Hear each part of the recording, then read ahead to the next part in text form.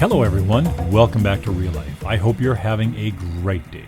Thank you to all the subscribers and members. There's plenty of members-only episodes to enjoy and more to come. Your support is appreciated. Today we're traveling back to Quebec in 1947 on a road trip along the south shore of the St. Lawrence River to the eastern tip of the Gaspé Peninsula.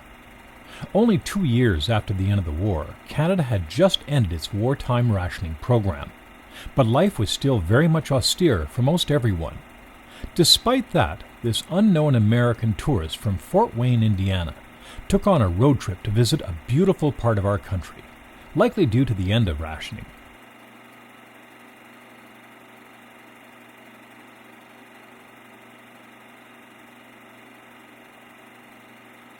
Tourism wasn't much of a thought in 1947. Canada had been through nearly 2 decades of tough times, from the Great Depression through the war years, so this fellow would have been driving quiet roads. His first stop was Quebec City and the view from the other side of the river in Lévis. Quebec City is simply beautiful. The iconic and imposing Chateau Frontenac is a familiar sight to visitors from around the world.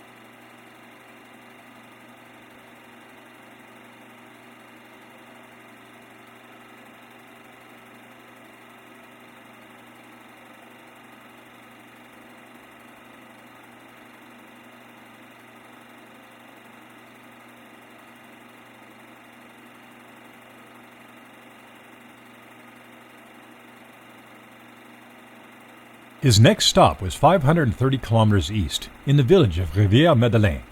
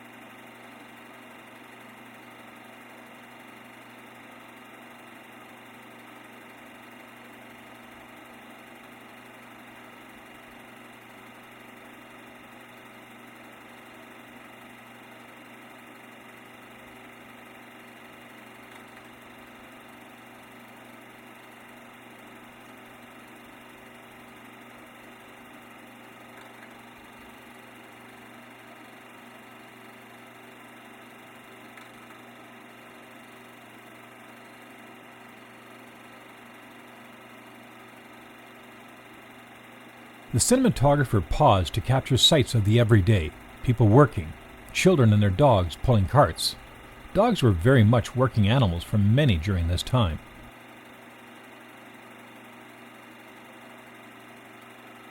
What was the cinematographer's connection with the Gaspé? A National Geographic article? Family? Or perhaps just curiosity and wanderlust? We'll never know, short of his being identified while standing next to his car. However, he captured some wonderful and timeless imagery. People lived off the land, the water, baking bread in outdoor ovens. Fishermen pulled their catch on their boats from the Gulf of St. Lawrence.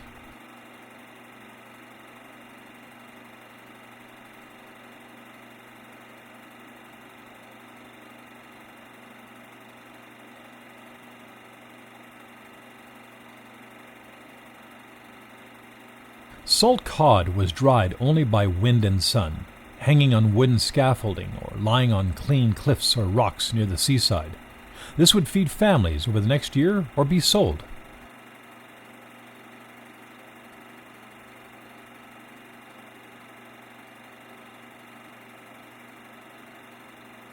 The Catholic Church had an outsized influence on life in rural Quebec during the time of the Duplessis government from 1944 to 1959. Duplessis maintained and protected the traditional role of the Catholic Church in Quebec society, notably in healthcare and education. He was ruthless to the perceived enemies of the Church or of the Catholic nature of the province. His legacy remains controversial more than 60 years after his death. Compared to the Anglophones, the French Canadians remained worse off in the province where they constituted a majority, just as his government was courting Anglophone and out-of-province business to invest. That's enough political history for this episode. However, it's a subject worth studying further. Our cameraman likely was still new at operating his film camera, as most of his shots were quite short. Perhaps he was being economical with his rolls of film, as film was still relatively quite expensive.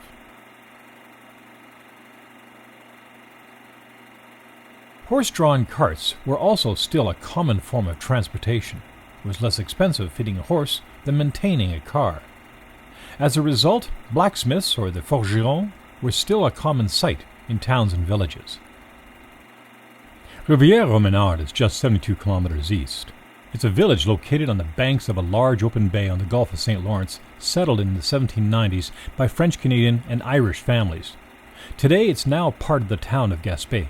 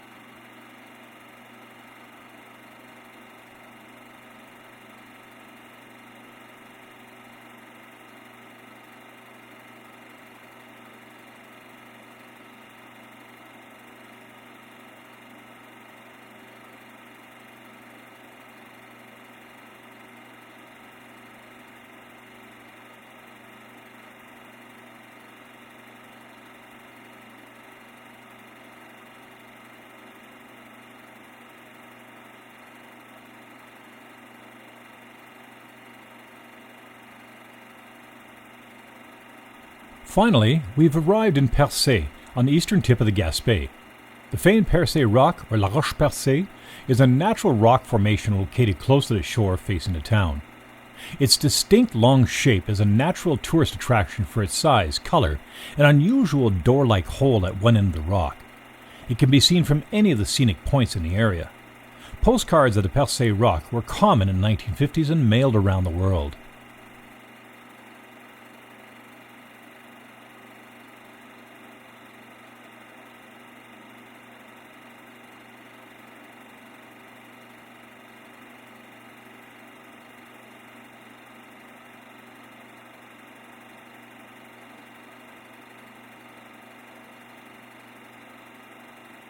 Enormous colonies of migratory gannets, herring gull, great black-backed gull, black guillemot, and razorbills make their home on La Roche-Percée and nearby Bonaventure Island.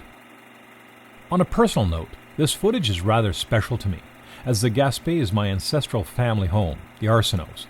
My ancestors arrived a couple of hundred years ago, farming and fishing throughout the Gaspé Peninsula. It's somewhat possible that one or two individuals in this footage may even have had a connection to distant members of my family. Enjoy.